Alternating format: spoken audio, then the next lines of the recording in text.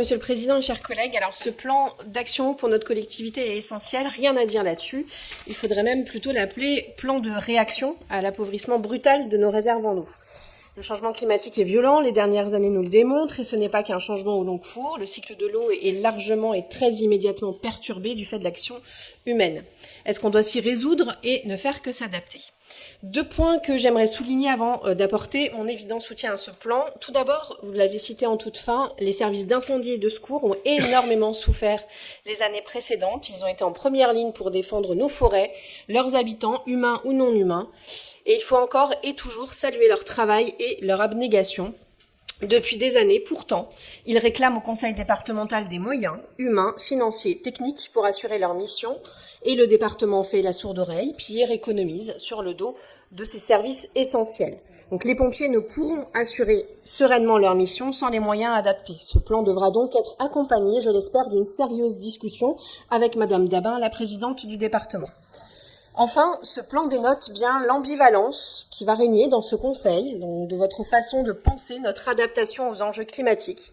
On commence par la question de la gestion en pénurie de la ressource en eau et quelques délibérations plus tard, on continuera à déplorer le manque de foncier et à encore artificialiser de larges étendues de zones naturelles ou agricoles au nom de la sacro-sainte économie de marché en assortissant le tout de menaces à l'emploi.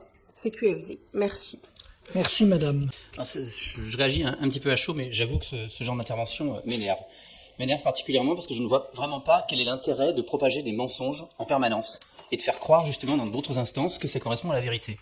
La question concernant le SDIS et le soi-disant sourd oreille que ferait le conseil départemental, c'est absolument faux. Nous avons voté une enveloppe exceptionnelle de 2 millions supplémentaires en investissement, notamment pour pouvoir permettre d'avoir des véhicules et de rénover en fait tous les matériels qui ont souffert lors des incendies de l'été dernier. Donc ça c'est factuel et c'est pas en donnant des grandes phrases généralistes que ça va donner en fait une vérité. Nous avançons. Nous avons des objectifs et on s'y tient. On déploie des actions concrètes en faveur de la transition écologique pour notre territoire. Et de ce point de vue-là, honnêtement, moi j'aimerais bien savoir ce que vous faites concrètement.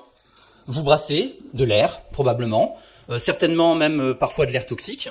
Mais j'aimerais quand même vous signaler que cet exercice a quelques limites, parce qu'avec la mise en place des ZFE, vous n'allez pas pouvoir continuer à propager cet air toxique. Donc vous risqueriez, même pire, d'être obligé à tenir des propos intelligents et va falloir vous entraîner. Merci monsieur Poquin. Il faudrait quand même que vous appreniez à ce qu'on puisse ne pas être d'accord avec vous, sans traiter les gens de menteurs, sans monter sur vos grands chevaux, sans invoquer je ne sais quelle raison moralisatrice.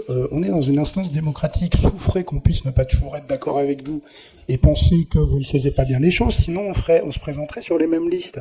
Donc on peut avoir un débat serein, écouter les arguments des autres, répondre sur le fond. Je vais vous prendre au mot, vous parlez de ZFE. Le gouvernement vient d'annoncer une énorme reculade sur les ZFE. Prenez les bons exemples au moins.